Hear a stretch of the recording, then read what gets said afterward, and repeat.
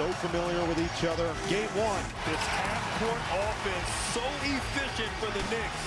Jalen Brunson ends the first half with a bang.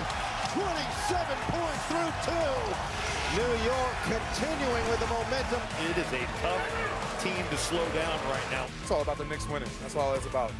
The New York Knicks take a 1-0 lead. We open the show with this. Knicks by 39.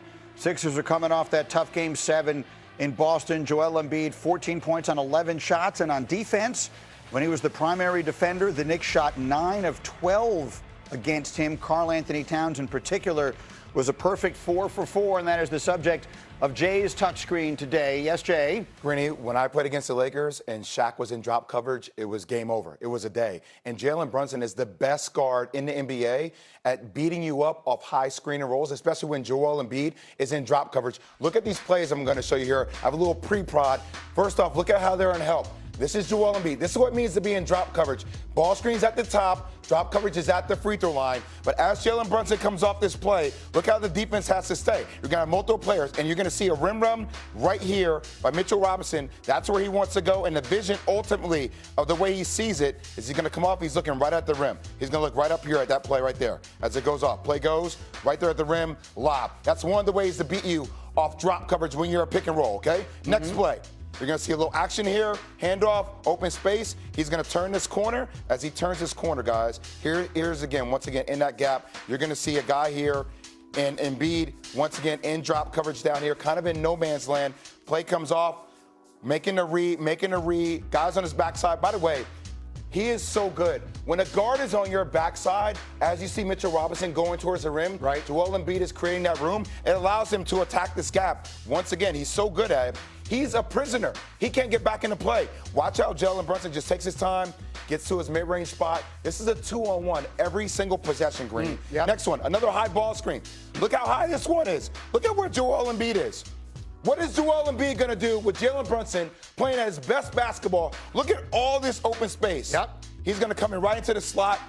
It was brilliant how many times they ran the same play through a variety of actions over and over and over. And it forced Joel Embiid to be on the perimeter, forced him to make decisions, and Jalen Brunson was like a quarterback, just sitting behind a great O-line, making read after read after read. So when you hear people in the NBA these days talk about they were hunting individual matchups, you're saying that's what they're doing. They're exploiting Embiid's lack of mobility and perhaps also his fatigue in that circumstance. They're making him play on the perimeter. They're having small lineups. Karl Anthony Towns can pick and pop. And when Mitchell Robinson's in the game, he goes back to drop coverage, and that's where Jalen Brunson goes off. Okay, so let's get back to the group here, and let's figure out now what do we do with that. Alan, we've got that.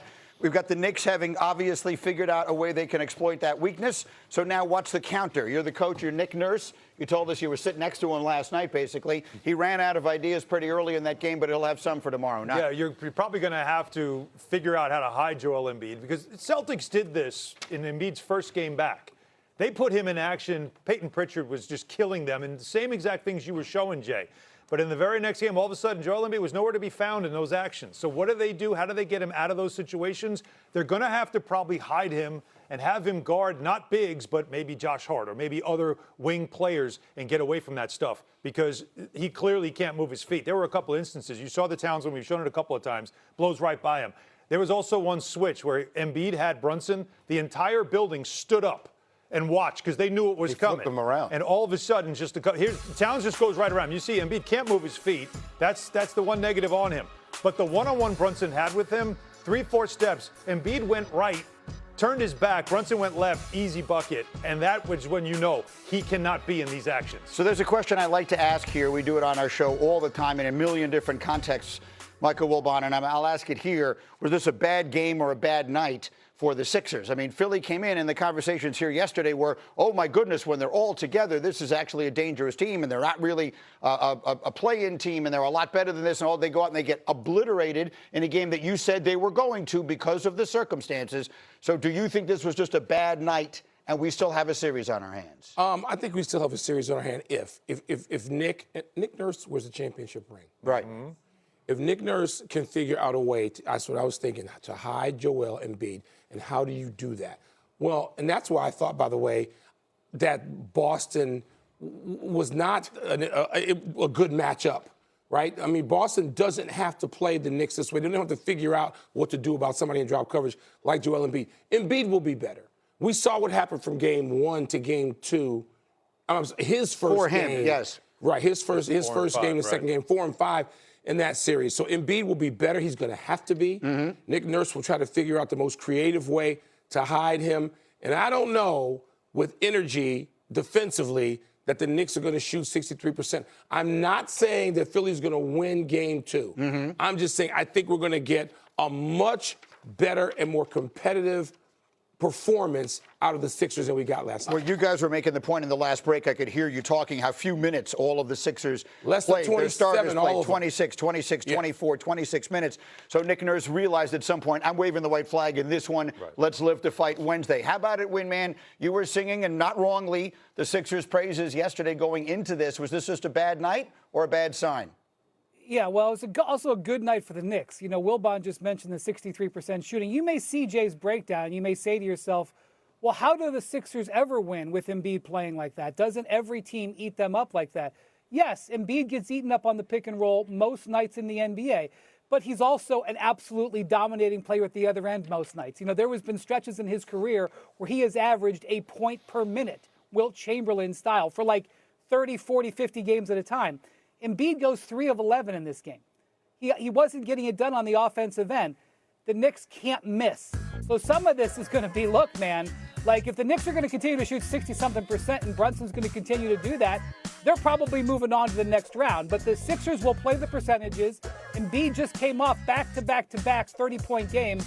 They're wagering in game 2 and maybe game 3 and maybe game 4. Embiid's putting up 34, Embiid's putting up 37, and maybe Jalen Brunson isn't making 70% of his shots. Maybe he's making 45%. That is the gamble, and that is why you should never overreact to a game 1 in the NBA. I think the Knicks are going to continue to play with fervor and pace.